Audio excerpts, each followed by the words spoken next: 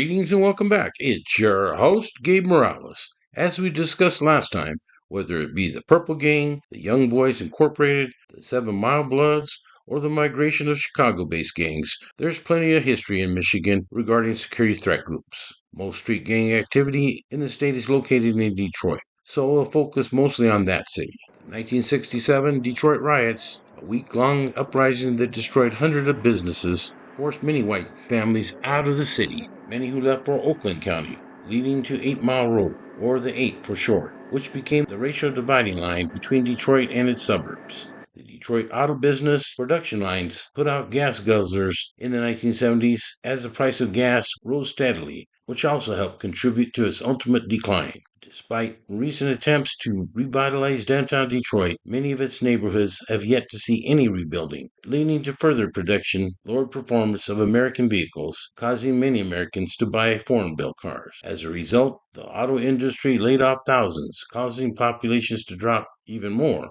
and played a role in rising crime. A lot of gangs in Detroit have at least one guy who is a rapper, and we'll talk about their hood and set. Oddly enough, the biggest rapper to come out of D-Town, especially after he hooked up with Dr. Dre, is Marshall Bruce Mathers III, known professionally as Eminem, who came out in a movie called 8 Mile in 1995. Eminem became the representation of popular angst for lower-income white Americans especially, and is noted for his quick rap flow, which includes political criticism and social commentary.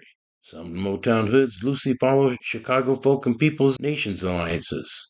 Others have been influenced by California Bloods, Crips, and Serranos. Others are totally independent of what some call hybrid gangs, or what I call money cliques. The Blood Street Gang presence in Detroit emerged in the late 1980s to early 90s. Growth was influenced by migration from California cities, especially contact with Los Angeles-based Pirus and Blood sets. While historically smaller in number, some Crip-affiliated street gangs from Los Angeles also formed in the Detroit area. Many Detroit gangs felt the need to be sanctioned or sponsored by East Coast, Chicago, or LA-based gangs to be considered legitimate sets. At the same time, many of these outside gangs viewed their connections as being mutually beneficial, because then they had a place to hide out and or expand business opportunities. In many cases, though, homegrown Detroit gangs don't care about getting proper approval and will go hard at anybody who makes a big deal about what they're claiming. While younger Detroit gangsters were slinging crack cocaine and trying to figure out gang politics, there was a lot of set jumping and consolidation of certain gangs, such as Mad Dog Bloods, who were established around 1992 to 93 along Plymouth, between Southfield and Greenfield. There was also PDQ, Put 'em Down Quick, who were one of Detroit's first blood gangs, originating on the east side, near 6 Mile. And there was also Headbanger Bloods, which later would become one of the city's largest sets. The Black Pea Stone Nation and Jungle Stone Bloods migrated to the city around the year 2000s. What is interesting about the Stones is they came out of Chicago but went to Los Angeles, and then some of them came back to Detroit. Quite the migration pattern. Bounty Hunter Bloods out of Watts also developed multiple subsets, as well as the 557 Mile Bloods, also known as the Red Zone, who maintain ties to LA's Campanella Park Pirus. There were other clusters, including the Sex Money Murder Bloods, or actually an East Coast blood set. Additional blood-affiliated neighborhood-based gangs include the Jeff Mob/Rube Gang 5674 is rooted around East 7 Mile and Van Dyke, as well as the Nolan neighborhood, known by blood affiliates as Beirut. As I stated, in recent years, Headbanger Bloods have been very active, as well as the Turnaround Gang, aka Tag, and other sets that maintain visibility in the area.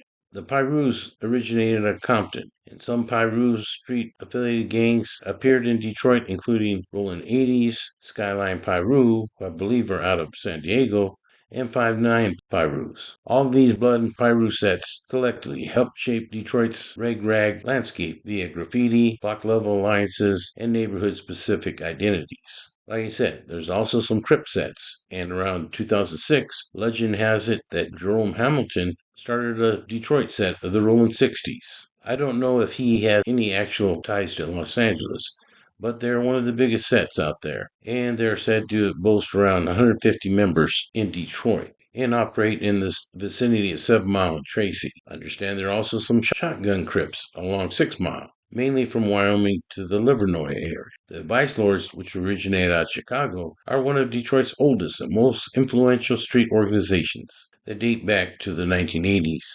Multiple branches, including traveling vice lords, insane vice lords, conservative vice lords, unknown vice lords, and others, all operate under the People Nation umbrella. Several Detroit rap artists are known to identify as vice lords. In June 2021, the feds indicted 40 vice lords to combat growing crime in Detroit. Among those indicted was alleged vice lord leader Kevin Spaghetti Fordham, who authorities said had no prior felony convictions. And that's how some of these gangs operate, they explained. Levels of protection are often offered for the higher ranking players so they can continue their operations even when some of the lower level players get busted. Detroit's Gangster Disciple presence also dates back to the 1980s, primarily through Chicago, but also with a lot of homegrown influences, and may align with Crips in places like the West Side. Detroit's Gangster Disciples are said to be strongest in Brightmoor, Southwest Detroit, Oakland Boulevard, Puritan, Linwood, Nortown, Sherwood, and the 7 Mile Van Dyke area, all falling underneath the Folk Nation umbrella. Some of the more notable sets are Southwest Gangster Disciples, who operate around Claytown, as well as Kirkwood and McDonald. They will beef with Vice Lords as well as Bloods and Latin Counts. They may align with Sureños and Crips. Southwest Detroit has a lot of Latino gangs, in particular Mexican nationals, going back to the 1920s, along Bagley and Verner streets, so it is often referred to as being Mexican Town, or the Mexican part of town. But actually, there are several pockets of Latino neighborhoods, sometimes called barrios. There is a small clique of Sotel 13 just north of Outer Drive. They are an old West LA gang, and just west of them are Loppers 13, who have many cliques in Orange County, California. To the east of them are Island Boys, whose hood are the 8th Street Projects, also known as the Island. They are said to be very tight with Everybody Sliding, or EBS, located around Boynton and Oakwood Heights. Located in southwest Detroit, sitting in the most polluted zip code, 48217. Just north of them are the Chamberlain Street Gangster Disciples, who share their territory with Sureño cliques in the area. They've had a long-standing rivalry with the Latin Counts, and I understand used to clash a lot with the Latin Kings, although much of the Kings' presence in Detroit has faded over the years. Above them are TMC, or Toledo Mafia Counts. The almighty insane Latin Counts originally formed in the Pilsen area of Chicago and later joined the People Nation under the Five.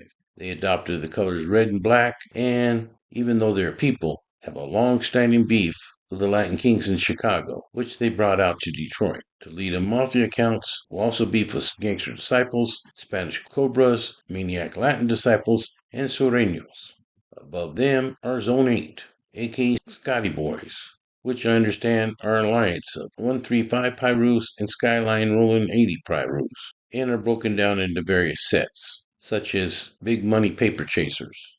There's also Low Mafia, who are located on the west side, in the 48204 zip code. This is a blood-based set located near West Chicago in the I-96 corridor.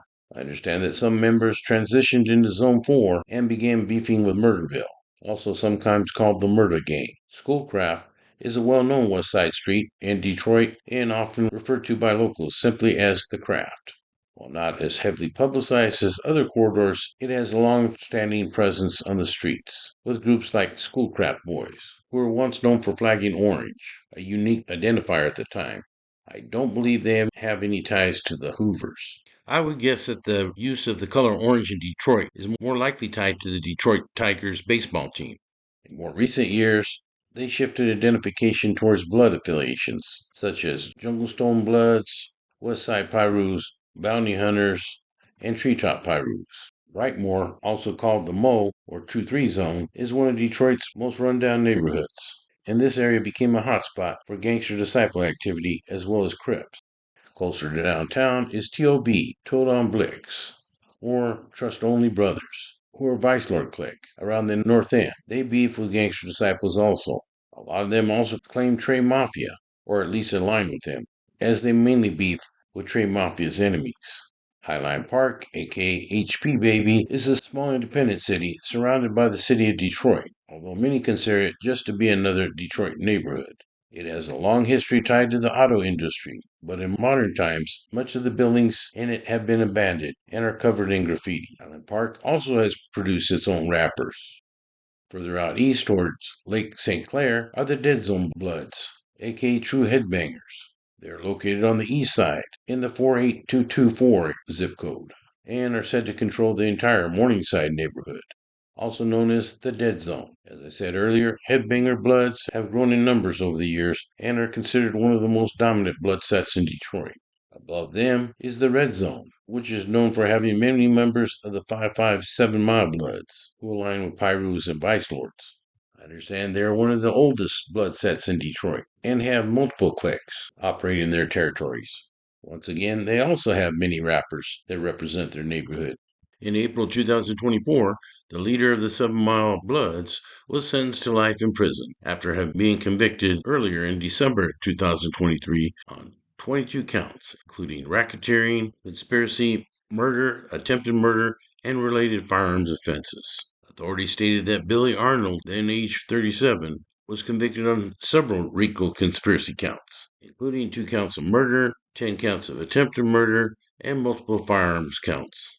In the northwest area are 44 Scony Scams, aka the Fofo, who claim Bloods, but I also understand have some Mafia Insane Vice Lords running with them. They are located in the northwest in the 48221 zip code, around West 8 Mile Road in Santa Barbara. I understand some of the younger members have ties to 44 Trade Mafia and connections to the Glow Gang from Chicago via the rap scene. 44 Trade Mafia are said to operate in West 8 Mile Road in Myers, as well as along Wyoming. As is typical with many Detroit gangs, they blend elements of the Bloods, Vice Lords, and Skyline Pirus, all unified under the 5-point star, and also have their own rappers that represent their team. West of them are 7 Mile Rolling 60s Crips, which, like I said, are a large set out of Los Angeles, with several famous LA personalities who belong to that set. They're said to be active in the Northwest along West 7 Mile and Hubble, as well as Myers. Their own 60s Crips were so active that they were subject to a federal RICO case initiated by the ATF, targeting Jerome Bunchy Hamilton. There's also the Trey Trey Gang, aka 7 Mile Playboy Gangster Crips, who may align with insane Gangster Disciples. Even though they are Crips, I understand they will beef with Rolling 60s, as well as Bounty Hunter Bloods and other Blood and Pyru sets, as well as Vice Lords. August 2019, 16 members of the Playboy Gangster Crips who were involved in extreme violence on Detroit's west side were convicted for their roles in a RICO case. Like I said, I focus almost strictly on Detroit in this video, but you should know there are also gangs in other parts of the state, like Latin Kings in the Grand Rapids area, who were subject to a major case in 2015 that focused on 31 members of the Kings Holland chapters. There's just no way I could cover all of the Detroit gangs in this short video, let alone other parts of the state. But you can find some good info on DetroitStreetGangs.com. Midwest Rumors YouTube channel also has some good scoop on local Detroit gang politics and history. I also have to give a shout out here to Culture Vultures, who have helped supplement information I receive from law enforcement and former gang sources in previous videos. Their map may not always be accurate, according to some comments left on their website, and not to glamorize the gang lifestyle, but I feel it does have a lot of good raw street knowledge, in my opinion. There are also some 1% outlaw motorcycle gangs, as law enforcement refers to them. Of course, the bikers say that they're just motorcycle clubs, and anybody who breaks the law is doing it on their own, although law enforcement states that RICO cases often prove otherwise. The outlaws are strong in the southeast part of the state as you get to Chicago, which makes sense because that is where they started. In addition, the Devil's Disciples MC is active in the state. This is not a spelling error, but an intentional phonetic choice of words to distinguish themselves from the norm. They are strong up in Flint, Michigan, and the Peninsula area, and are said to be close to the Outlaws. Also, the Highwayman MC, founded in Detroit in 1954. They are one of Michigan's oldest and most deeply entrenched clubs in the state. Unlike other clubs that had expanded into Michigan from elsewhere, these guys were homegrown. Like I've stated before, I will definitely do more biker videos in the future, as many of those have garnered some of the most views, and I will occasionally cover other hot topics, but I am trying to cover most of the state DOC systems before the end of this year. If you're a longtime subscriber, You probably already know I don't just jump on the same bandwagon as everybody else, like some other content creators seem to often do. I try to cover subjects that are seldom or almost never covered on YouTube concerning the criminal justice system. Anyways, the International Outlaw Motorcycle Gang Investigators Association is a professional training organization made up of federal, state, and local law enforcement and prosecution staff that has a great annual training about 1% outlaw bikers. I don't consider myself to be an expert in that area, but I do know quite a few people who have been featured speakers at their conferences over the years. So I think I keep myself fairly aware of that world. I'd also like to give a shout out to a former Michigan DOC expert who gave me some tips for this video also. I won't mention him, but you know who you are. I also like to give another shout out to the Midwest Gang Investigators Association. Their state president is Megan Johnston, and MGIA provides excellent gang training for police and correction staff. Hope that you enjoyed this video and that you're having a great and safe summer. For now, this is Gabe Morales signing off for Gangsters, Cops, and Politicians.